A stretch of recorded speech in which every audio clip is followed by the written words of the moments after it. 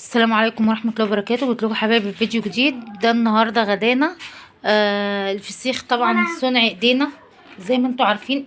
نضفناه ومنزله لكم التنظيف بتاعه، منزله لكم طريقه التخليل.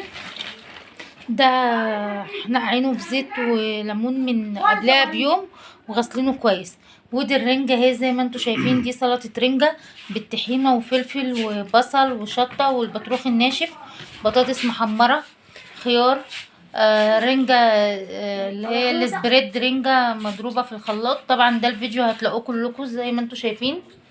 ماشي. بصل اخضر، رنجة بالزيت وليمون. ماشي. سلطة رنجة بالطماطم.